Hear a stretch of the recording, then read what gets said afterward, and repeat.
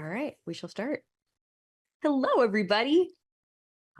Welcome back to all Brain Club returning folks. And if you're new to Brain Club, welcome. I'm Mel Hauser. I use she, they pronouns, and I am the executive director of All Brains Belong. We're really glad you're here. Well, let me share screen, get us oriented to our first Brain Club of 2025. Fun fact, this week, Brain Club is 3 years old. Happy birthday to Brain Club.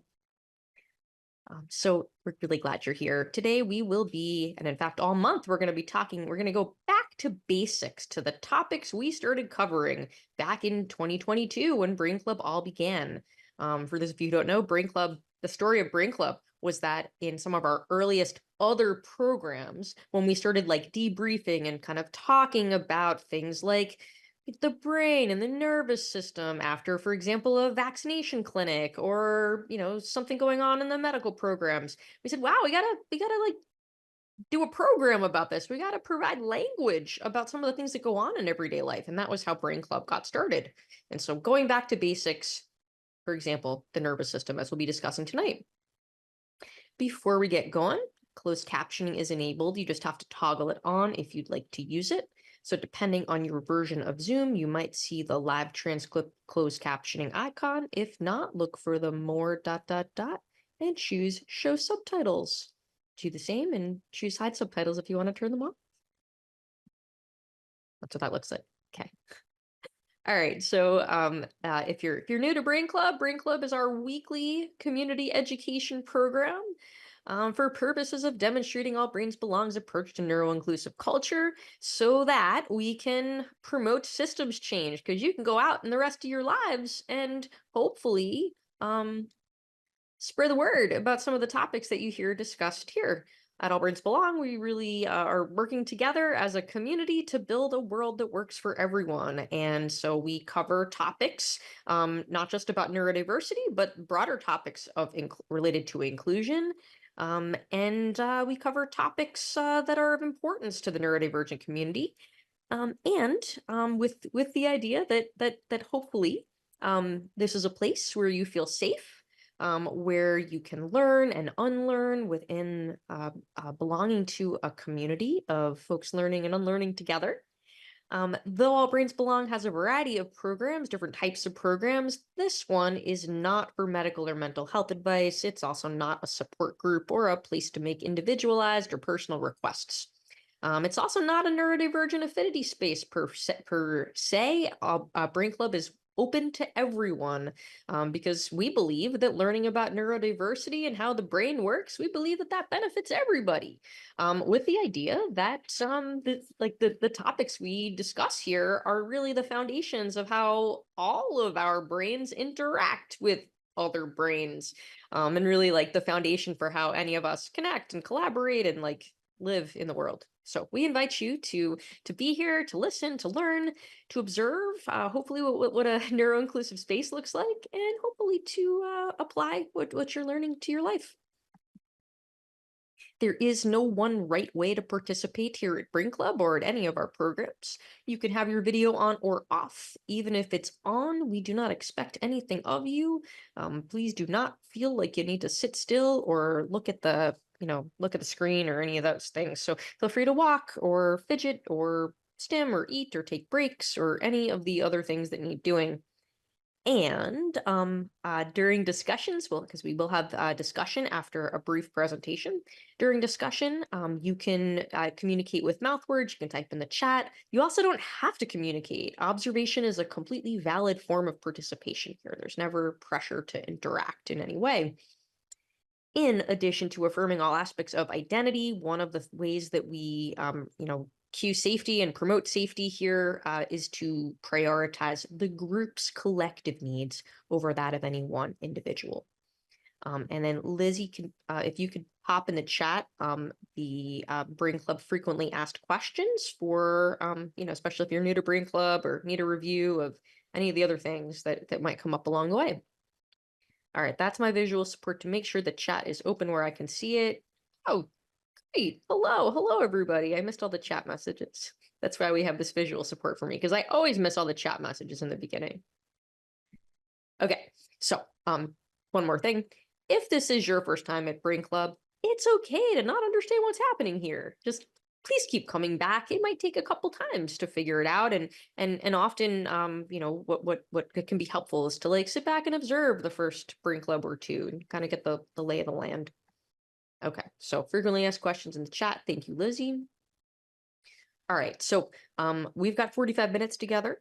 What we're going to do is I'm going to run through some slides. Like today's going to be more of a classroom feel than Brain Club, often is. Probably run about 15-20 minutes, and then we'll have time for discussion. Oh, Tracy, that's awesome. I'm going to read your comment out. Tracy says, it took me a year to feel comfortable here, so no rush. I didn't know that, and I'm so grateful that you kept coming back for a year until you felt comfortable, and I'm so glad you're part of this community. Thanks for naming that and letting people know. I think that's helpful, because I think there's this like myth that like I'm supposed to feel good, and if it doesn't, it's my fault. It's like, nope, actually there is no one right way to feel. You can feel whatever you feel, because feelings just come and go. Yeah. Thanks, Tracy. So all month long in January, we are going to go back again to the foundations.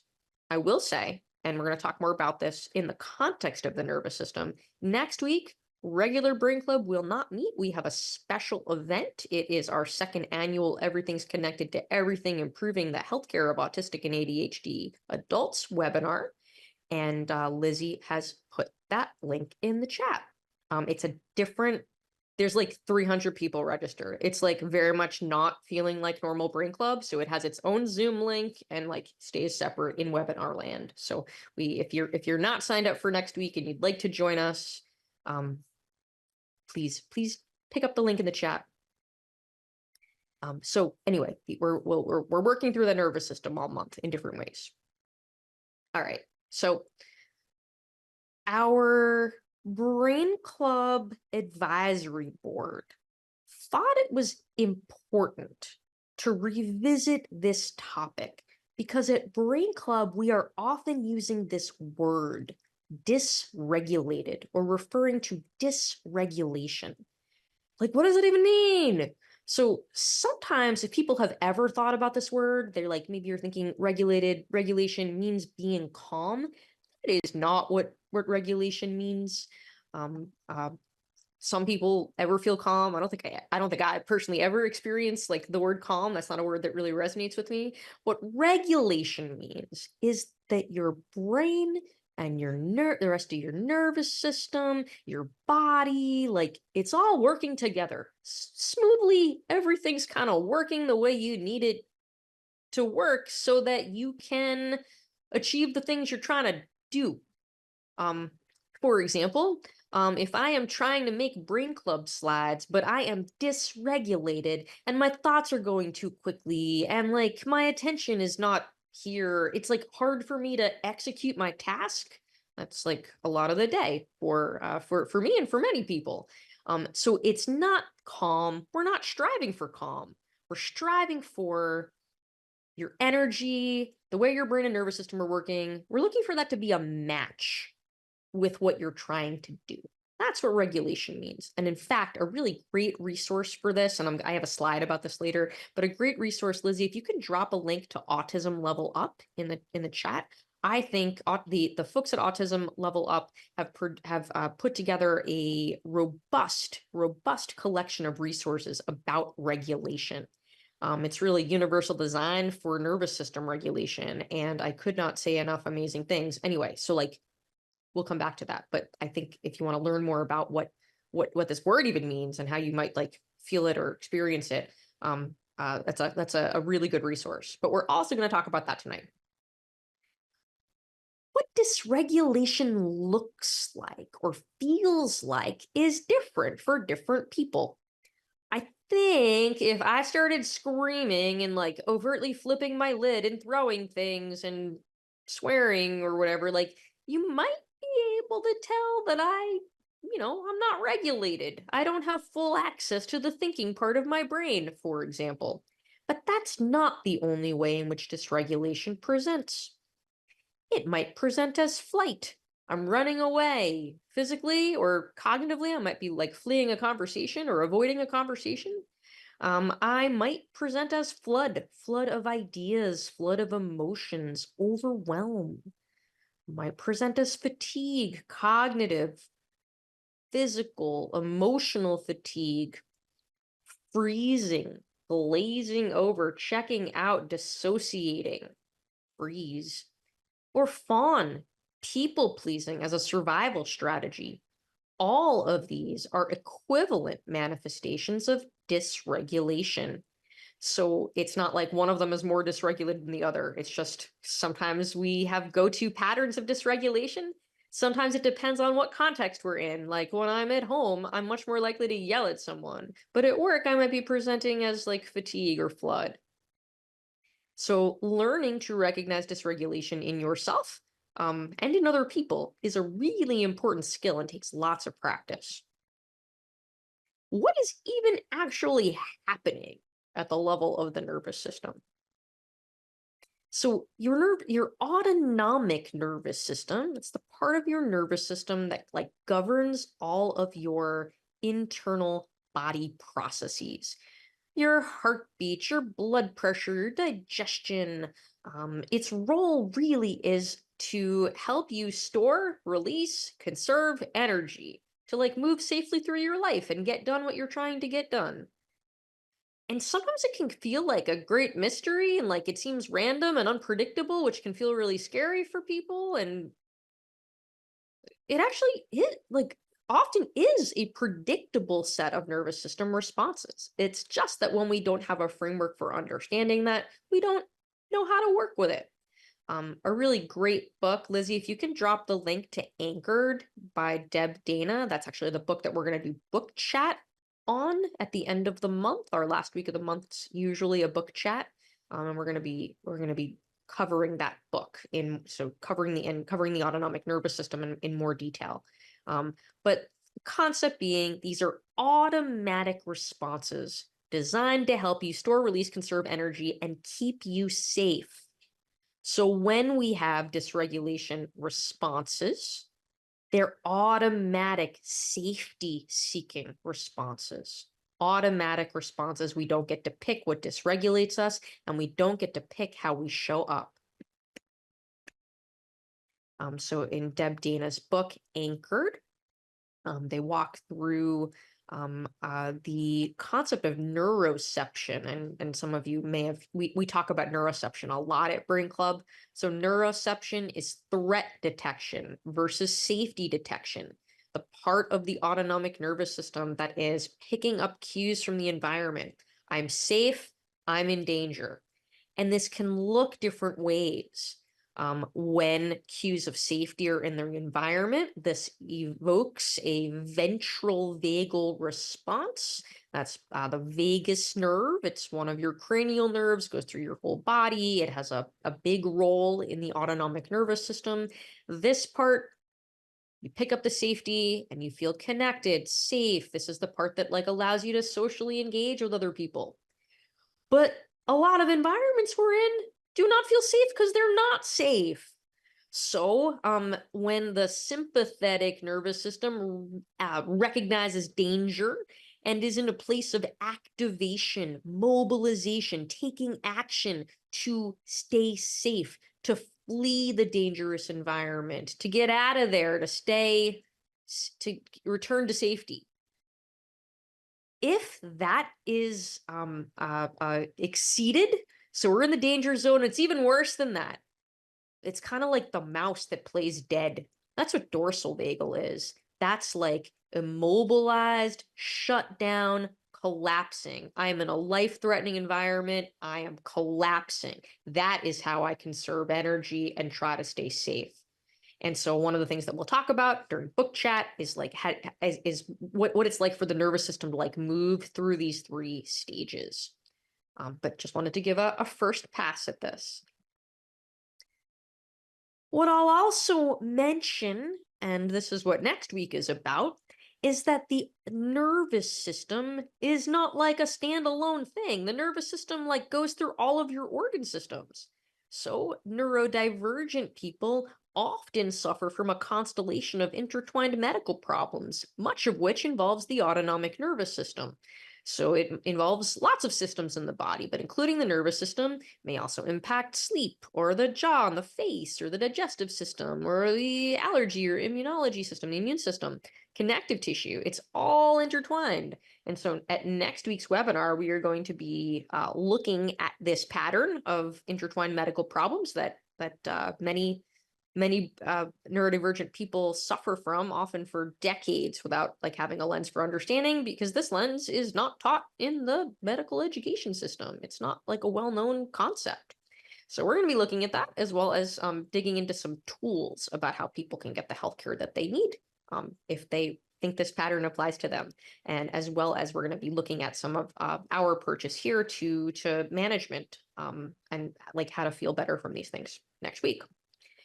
I mentioned this. So first off, actually, Lizzie, if you could redrop in the chat the registration link for next week. Again, it's a different Zoom from Brain Club. Your Brain Club Zoom will not take you there. It's completely separate.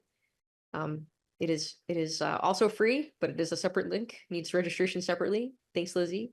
Why I mention that is because the autonomic nervous system is commonly impacted by that constellation of intertwined medical problems.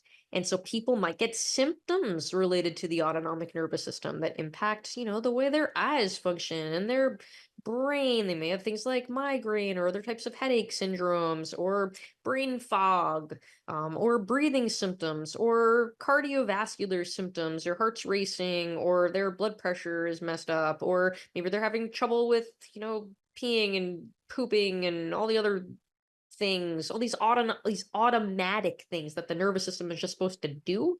When you have this constellation of intertwined medical problems, you may have an autonomic nervous system that is having a hard time. Yeah, Martha, to your comment, that explains so much for so many people, because this is common. In our medical practice, 97% of our autistic and ADHD adults suffer from this constellation of intertwined medical problems. It's really, really common.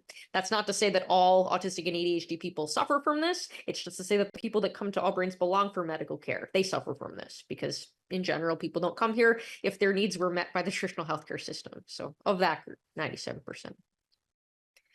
We also talk a lot at Brain Club about neurodivergent burnout. Burnout being the state of profound physical and mental exhaustion caused by living in a world that's not designed for your needs, and chronically having those needs not met, chronically having the demands of your life exceed your capacity. And what that's going to do is it's going to trigger the autonomic nervous system. It's going to trigger that neuroception. So if you're in burnout, it may be really hard to get out of burnout if you don't develop an awareness and understanding of your autonomic nervous system. Everything's connected to everything. We also talk at Brain Club a lot about shame. Shame, the idea, Brene Brown defines as the profoundly painful experience of feeling defective and deficient. And we talk a lot at Brain Club about shame because it's so common. And that's the idea, if you don't have a narrative for understanding your access needs, and that when you struggle, the fact that it's like related to unmet access needs, if you think it's like related to you and something being wrong with you, and of course that's like what so many people think, because you've never been so Michelle, Brain Club's always recorded, so you'll have access to the recording if you want to rewatch this. So with the idea that by having a lens for understanding what this is, recognizing shame, naming it, because almost always someone says, me too, I've been through this too. And then when you have your experience of having this thing that you experience shame and secrecy around, when you recognize that you're not alone and that other people go through this, that is transformative for so many people. When we are in a place of shame, that in and of itself triggers the autonomic nervous system, triggers the automatic fight or flight keep you alive parts of the brain. So when you are in a space of shame, when you are in a space of isolation, when you think you're the only one, how would you not be dysregulated? So again, coming full circle here, dysregulation is what happens because of all the things I just told you. Your environment is unsafe and your autonomic nervous system, your neuroception system sounds the alarm, and you think it's your fault, and you think you're the only one. So what do we do at Brain Club? We try to shine a light on this so that you recognize that you're not the only one. With the idea then of understanding that when we are dysregulated, and again, we all get dysregulated. When we are dysregulated, we don't have full access to the thinking part of the brain, the part that connects, the part that perspective takes and communicates, and like all the things. When we are in a state of dysregulation, it is impossible in that moment to intentionally perspective shift and connect with other people. We just have to ride it out until regulation returns. This is a book I also really like called Self-Reg by Dr. Stuart Shanker. Dr. Shanker walks through like the science of regulation, but then with the idea being that when you can recognize dysregulation in yourself or others, you do nothing, you just recognize it, you let it pass. Later on, another time, you can then wonder, like, why did dysregulation happen? What was it in the environment that brought that out? So that you can identify the stressor and reduce it next time.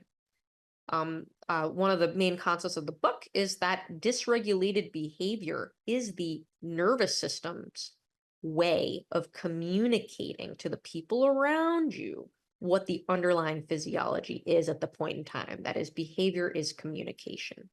You can't do the work of being like, why am I dysregulated while you're dysregulated? Doesn't work like that. Because when the limbic system, that fight or flight automatic, in this model from The Whole Brain Child by Dr. Dan Siegel and Dr. Tina Priam Bryson, they call the limbic system downstairs brain. They call the thinking part of the brain upstairs brain.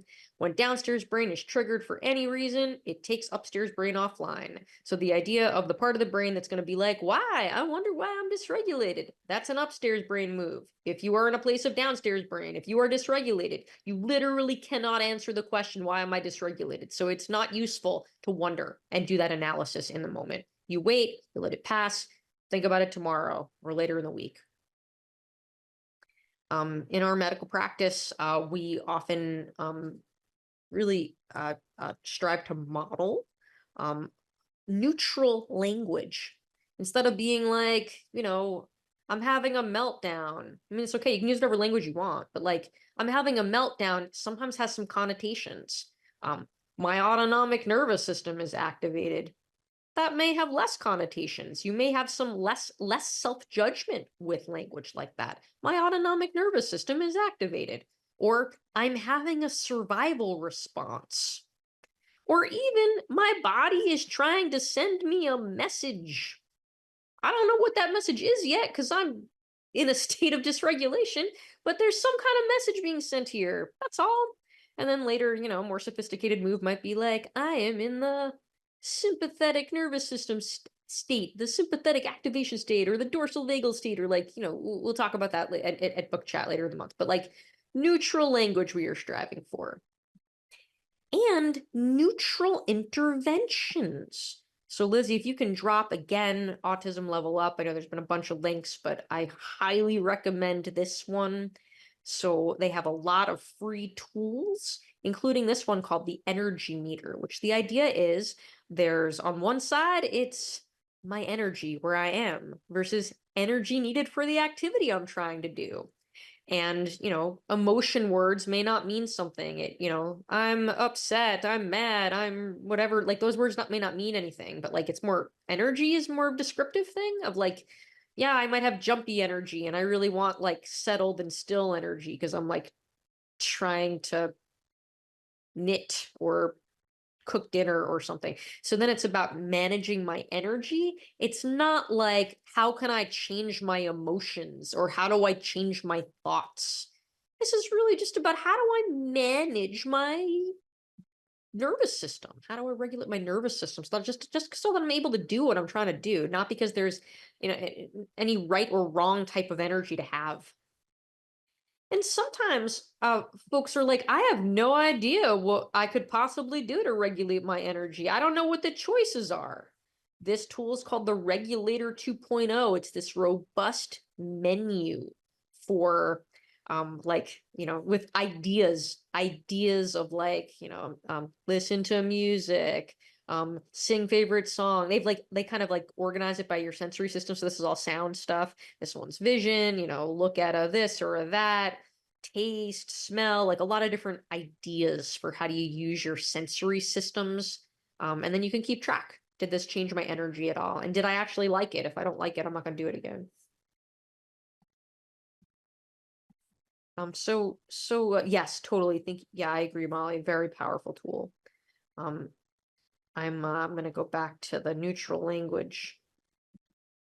Jay has a comment. I find my body is trying to send me a message, very useful for coping with feelings of shame related to internalized ableism and frustration with symptoms or limitations, for example. Absolutely. Lizzie, if you could drop a link to like any of the 2024 brain clubs around internalized ableism, like maybe like one of the November, December ones.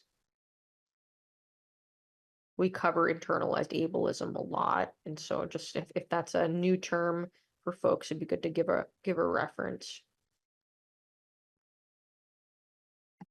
Yeah, so with that, I'd love to just open this up. I'd love to hear, for those who have been potentially like on this journey for a little while, who have been learning about regulation and dysregulation and having that lens for like, oh, I have a nervous system and it has responses automatically in response to the things that happen around me or internally. Love to hear from folks who would like to share what that's been like. Hi, Amy, go for it.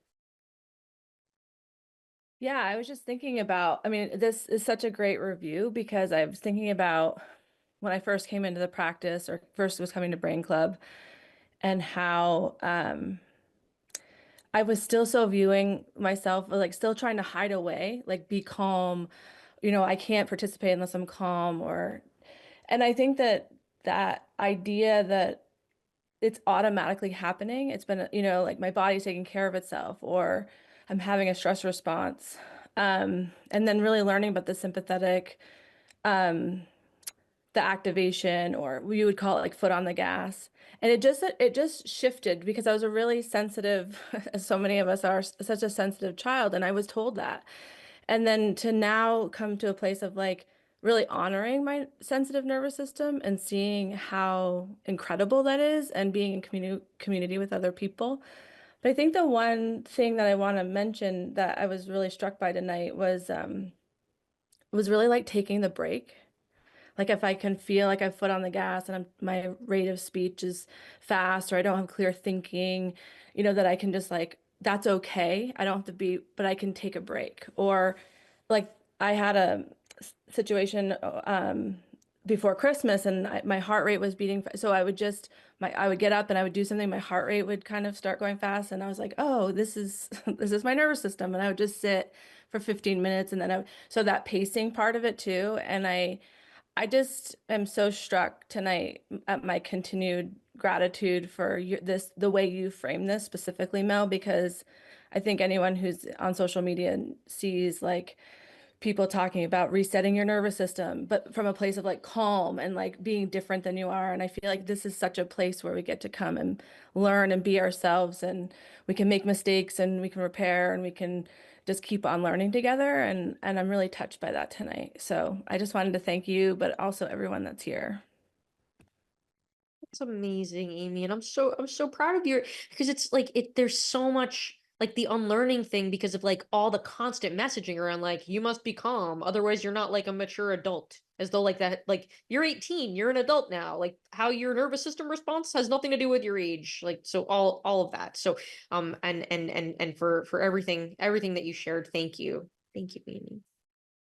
Hi, Liz.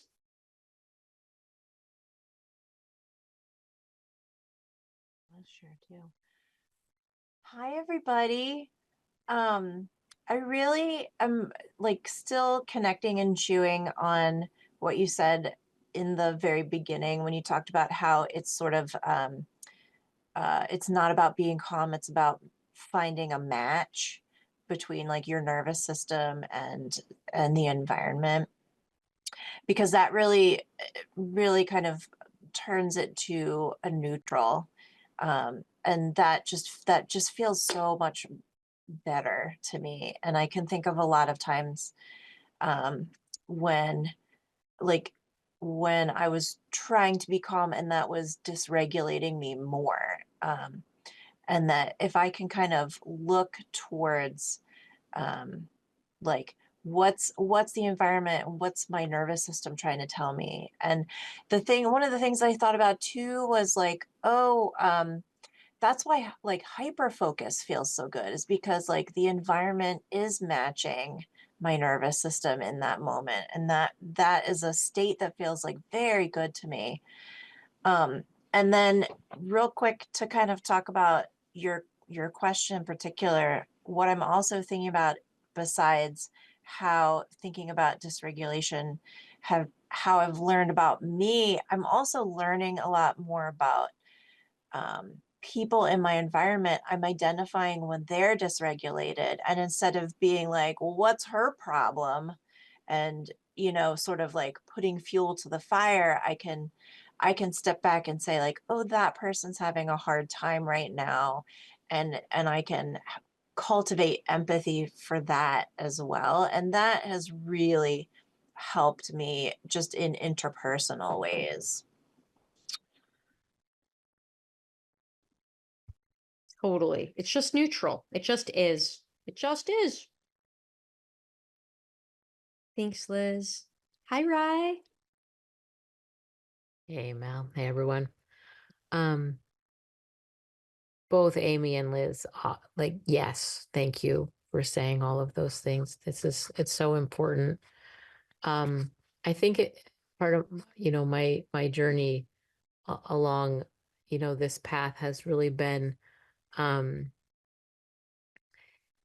done so many years of education for neurodivergent kiddos and their families and advocacy and yelling at school districts and all kinds of ways. And I also went to school and became a counselor, which is a whole, mess of in awfulness in its own functional systemic way.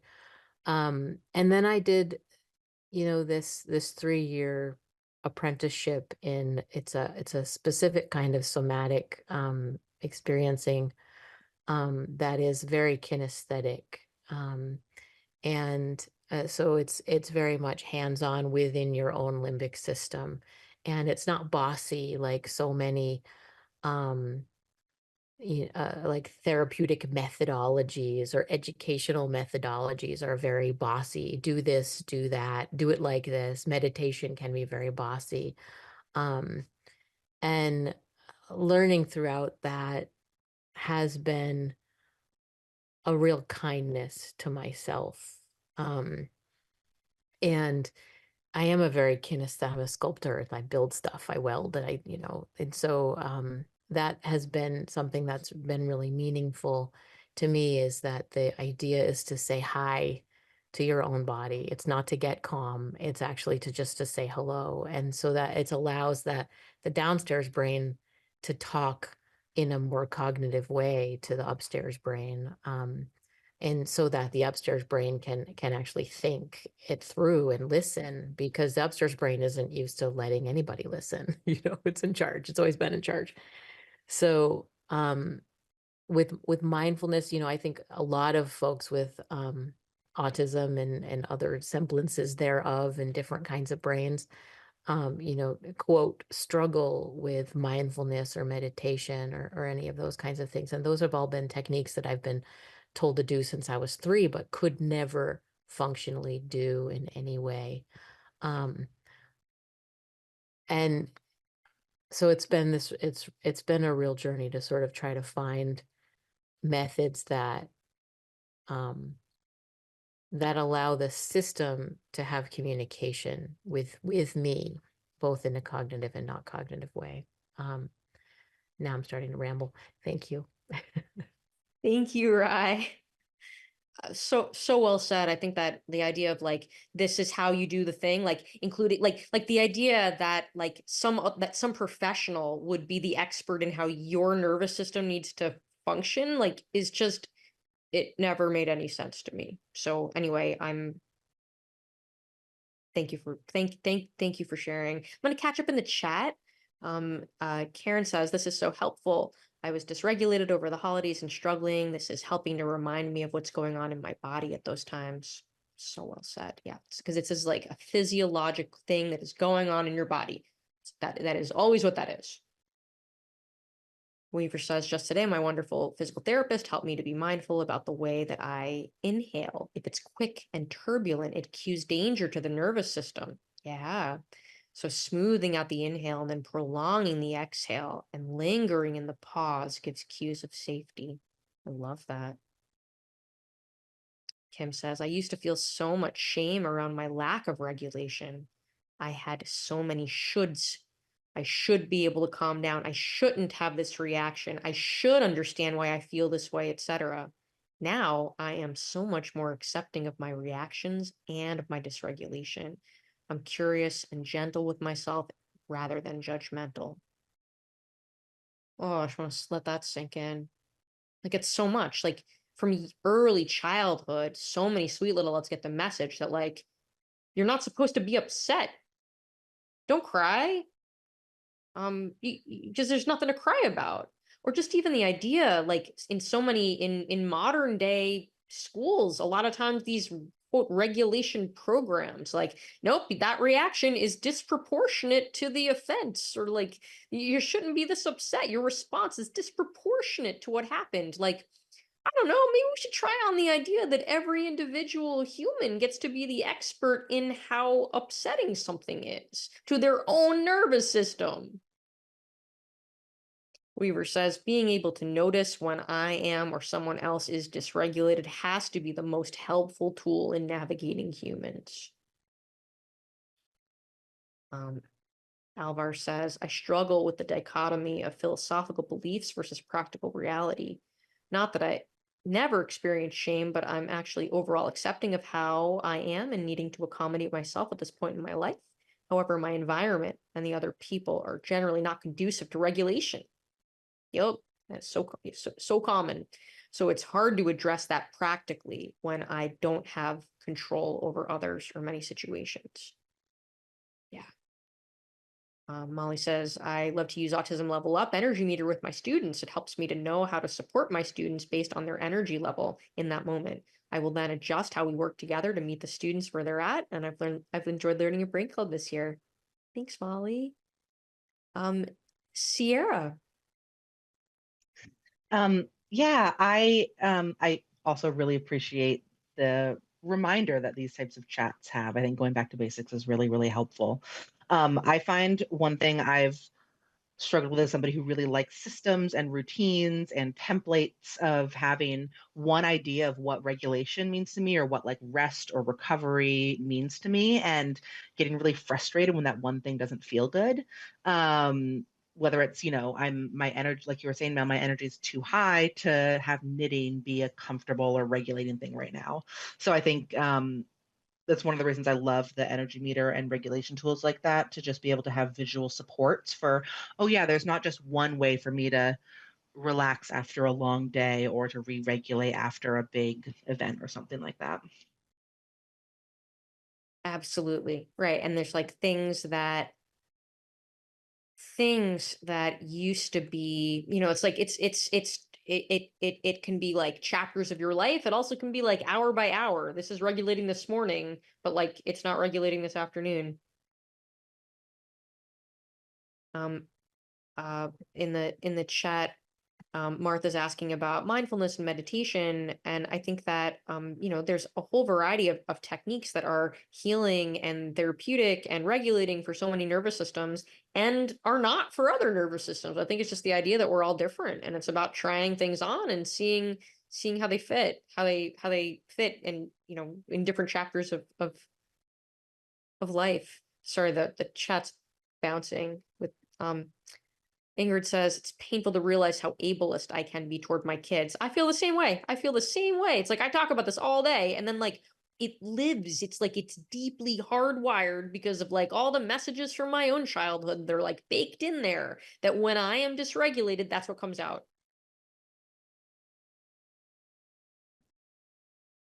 And Kira says, just by being here, I'd say you're doing a huge service for them as a parent. I could not agree more. Kira, I saw your hand up before, and I'm sorry to keep you waiting so long. Did you still want to share? Oh, yeah, you're totally fine. I just wanted to make sure everyone got a chance to speak. Can you hear me okay? Absolutely. And you can be our last speaker, and then we're gonna wrap up. Okay, awesome. Yeah, I just wanted to say I went to college for health, sports medicine, chemistry. I have been on the dysautonomia journey for so long myself and just scholastically learning about it. And I have never seen it phrased so simply and conceptualized the way that you guys have here. And like everything everyone's saying, you're just ripping the words right out of my mouth. And it's like incredible to see how everything is really connected and all these threads that I thought were falling apart are really just like tied together. And it's so nice. So thank you all. Oh, thank you. And what a perfect segue, right? Because everything really is connected to everything. And I hope that you'll all join us next week for our Everything's Connected to Everything webinar, because I think that, it's this idea that even though the healthcare system loves to like put all the people in all the boxes, including like parts of the body in separate boxes as though you're not all in the same human, it makes no sense. And in fact, that's why a lot of people aren't making improvements, because sometimes the standard medical management for some parts of this intertwined constellation, sometimes the standard medical managements for some aspects of dysautonomia, for example, they make other parts worse. They make the mast cells upset, or it's just it's really Rachel says I'm actually made of boxes. Yeah. And so it's just the idea of like zooming out, recognizing that we are all like holistic humans with like body parts that talk to one another, and that in fact the autonomic nervous system and the immune system, they talk together. The neuroimmune system goes through the whole body, and having a framework for understanding that, yeah, it's related to mast cells. Yeah, Kiera, I hope you're able to join us next week. I think it'll be helpful. So with all the dots connecting, and I think it can be for many people like really empowering to recognize like, I actually don't have 40 things wrong with me. I have one thing. It's just all the things, but it's one thing that causes all the things. So with that, thank you all. Thank you for being here tonight. Thank you for being part of our community. And I hope that we see you next week for our webinar. Bye, everybody.